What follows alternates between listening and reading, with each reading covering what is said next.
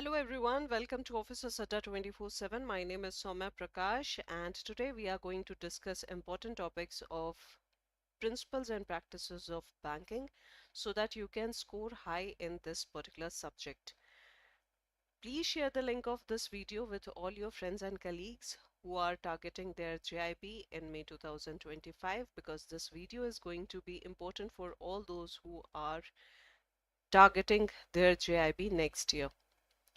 So, principles and practices of banking is a very voluminous subject, but very scoring because a lot of things are actually related to the day-to-day banking which we do in the bank. There are many topics that you have to study. There are around 55 units in total that you have to study in this subject.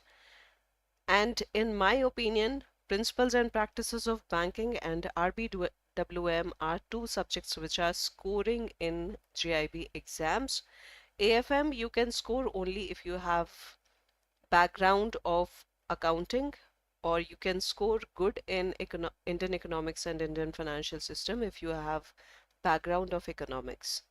So this is going to be one of the scoring subjects. If you are targeting to clear your JIB exams in single attempt, you can try to score high in this particular subject. You just need to give more effort and time into this because number of units are more compared to other subjects, but you'll be able to understand a lot of things what you study in this particular unit because you may be doing a lot of things on a daily basis in the bank, and this will also give you clarity of what you are doing in the bank. Sometimes we are doing the work just because somebody has told us to do this, but we don't know the background about it, and this subject can help you to understand that what is the background behind the work that we are doing in the bank. So let's begin this session, and do watch this video till the end so that it will help you a lot in scoring high in your principles and practices of banking. So in module A you have to study around 21 units. There are 21 units that are given in module A. And in module A, first unit is your banker customer relationship. Banker customer relationship is all kind of relationship which we have with the customers, like in case of deposit in loans, safe deposit lockers, safe custody, remittances. So all kind of services which you provide to the customer, we will be having different relationship with the customer in all those uh, services. Next comes AML KYC. If you have worked in bank for at least 6 months, then you must be having little bit knowledge about what KYC is. But these two units will help you to understand why KYC is such an important topic for the bankers. Next comes various types of customers, accounts which we open for different customers, deposit accounts. Unit 6 is about handling, clearing, collection and cash. Unit 7 is bankers special relationship. So we have some special relationship with customer in some of the cases, and that we are going to study in this unit. Then there are 3 units which is dedicated to foreign currency and NRI services, as well as the foreign currency account that a resident Indian can open are given in these 3 units. Then comes cash management services. This is not a very big unit, small unit, but yes, you will know a little bit about what kind of cash managed services are provided by the bank. Unit 12 to 14 are related to checks. What is Negotiable Instrument Act? What is check? Bill of exchange? Promissory notes? What is responsibility of paying bank? Collecting bank? You will study in these 3 units. Then comes ancillary services. Ancillary services are different kind of other services which we provide to the customer, like locker. Then we have remittance services, RTGS, NEFT. We are going to study about that in ancillary services. Then comes your financial inclusion and financial literacy. Customer service guidelines. from unit 17 to unit 21, it is all related to customer related guidelines, that what kind of guidelines are given for customer grievances, what are our duties as a banker, and what rights does the customer have, what they can ask, what they cannot ask, what type of questions you can answer, what you cannot answer. Then comes functions of bank. Functions of bank will be having lot about the loans and advances. It is related to loans and advances. So unit module B starts from unit 22 and it ends at unit 41. So again, there are around 21 units here. In this particular module, you have to study more about loans and advances. So first unit is about principles of lending, different type of borrowers, type of credit facilities. Then comes appraisal assessment of credit facilities. What kind of assessment do we do in different kind of loans which we provide to the customer. In unit 24, we will study about operational aspects of loan account. Then will come type of collateral and their characteristic. Unit 26 is about different modes of charging securities. Unit 27 is documentation. Then we have NPA, important laws relating to recovery of dues. There are some laws like IBC or related to SAFESI. There are DRT. So everything we are going to study in this particular unit. Then will come contracts of indemnity, contracts of guarantee, bank guarantee, letter of credit, deferred payment guarantee, bill finance, personal finance, priority sector, agriculture finance, NBFCs, the co-lending arrangements which we have with MFI and NBFCs, then micro, small, medium enterprises, government sponsored scheme and self-help groups. So again, this is a very voluminous unit as you can see, and you have to study a lot of things in these units. Then comes your banking technology. As you are working in bank has changed a lot, changed considerably in last 14, 15, or you can say 20 years. There has been considerable change in the technology side of the banking, and a lot of questions are being asked from this particular module also. So you cannot skip this unit, this module. In fact, you cannot skip this module, although there are not 7, 8 units only, but these are important units and that you have to study. So you'll be studying about bank computerization, CBS environment, alternate delivery channel, communication network and EFT system, NPCI, impact of technology adoption and trend in banking technology. Then we have mitigation measures in banks, operational aspects of cyber crime, fraud, risk management, and technology trends in banking, e-rupee, fintech. Everything is going to be has been included in module C related to technology. Then comes your ethics in banks and financial institutions. This is a smaller unit, only smaller module. There are only 5 units that you have to study, but again, you will get around 15 to 20 questions from your module D.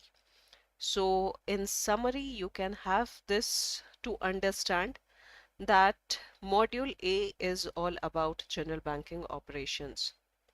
Module A is all about general banking operations. Most of the things which are given are conceptual. There are some factual knowledge also that you'll have to remember. Difficulty level, I would say module A is medium difficulty. You need at least 10-15 days to study this if you are studying on your own. Weightage will be around, weightage of module A and B combined is around 70% maximum. Module B is about functions of bank. It is again a lot of concepts are given in these units. Difficulty level would be, I would say that this is little difficult. And time what I have given is according to if you're studying just for JIB exams, but that is not possible. for a banker, because you have to go to bank after working for 9-10 hours. Working is going to be difficult for you. Module C and D uh, will have combined weightage of around 30%. Banking technology, it has both factual and conceptual things.